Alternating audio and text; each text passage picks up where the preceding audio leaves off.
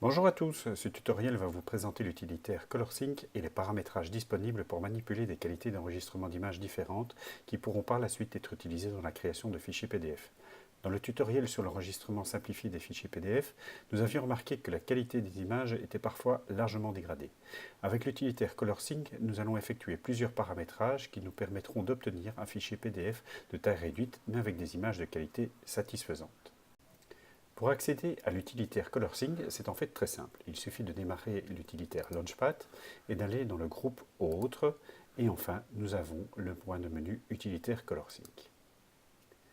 L'utilitaire ColorSync propose toute une série de fonctionnalités. Mais celle qui nous intéresse particulièrement est la fonctionnalité Filtre, dans laquelle nous allons retrouver toute une série de filtres prédéfinis. Celui qui nous intéresse particulièrement, c'est le filtre Reduce File Size. Cette fonctionnalité nous permet de jouer sur l'échantillonnage d'images ainsi que la compression d'images. L'échantillonnage d'images va nous permettre de jouer soit sur l'échelle, la résolution en pixels par pouce, la taille maximum du fichier, la taille minimum du fichier exprimé en pixels ainsi que la qualité. Enfin, nous allons pouvoir travailler aussi sur la compression d'images en travaillant sur différents modes d'images et la qualité de ces dernières. Nous allons donc créer plusieurs filtres avec des valeurs de résolution, donc de pixels par pouce différentes, afin de pouvoir influer sur la qualité de l'image.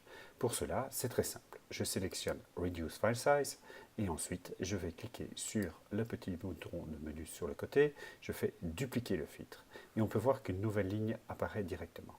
En sélectionnant la ligne et en double-cliquant, je peux changer le nom. Je vais changer le nom en indiquant qu'il s'agit d'un filtre pour les fichiers PDF et en indiquant la résolution qui m'intéresse, c'est-à-dire, dans un premier temps, 72 dpi.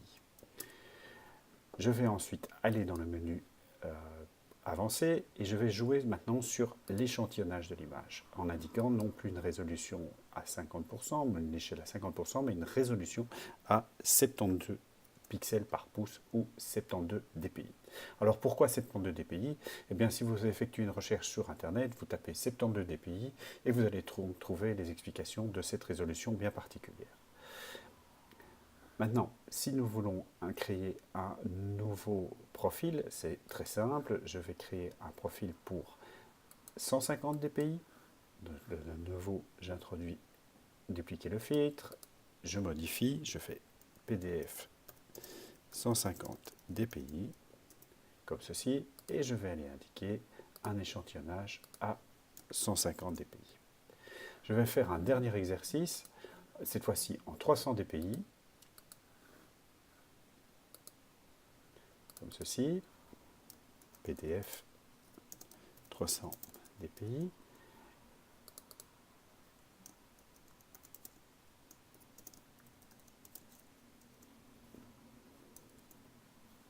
Et enfin, je vais indiquer comme échantillonnage 300 dpi, mais je vais aussi augmenter la taille maximum de l'image. Et ici, je vais indiquer non pas 512, mais 1024. Voilà. Nous venons de créer différents profils et nous allons voir maintenant comment, au travers de l'utilitaire aperçu, nous allons utiliser ces différents filtres pour faire des sauvegardes avec des valeurs différentes. Maintenant, nous avons effectué la sauvegarde de nos différents profils ou filtres avec des résolutions différentes, 150, 300 et 72 dpi. Nous allons voir l'application sur un document PDF. J'ai préparé un document PDF qui est en fait une extraction d'une présentation PowerPoint. Ce fichier PDF obtenu fait déjà une taille assez volumineuse, 19,4 MB. Si j'ouvre le document PDF, l'application aperçue s'ouvre automatiquement. Nous pouvons voir que ce document comporte aussi bien des graphes que des images. Ok, maintenant en utilisant la fonctionnalité export, je fais fichier, exporter, nous allons pouvoir utiliser le filtre Quartz ou les fameux filtres que nous avons mis en place avec l'application ColorSync. Je vais d'abord choisir le filtre à 72 dpi et je vais indiquer dans le nom du fichier d'export 72 dpi. Voilà, première exportation. Ensuite, je vais faire la même chose avec le 150 dpi.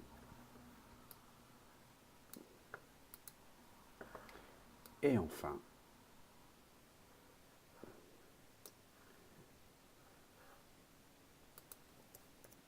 « 300 dpi.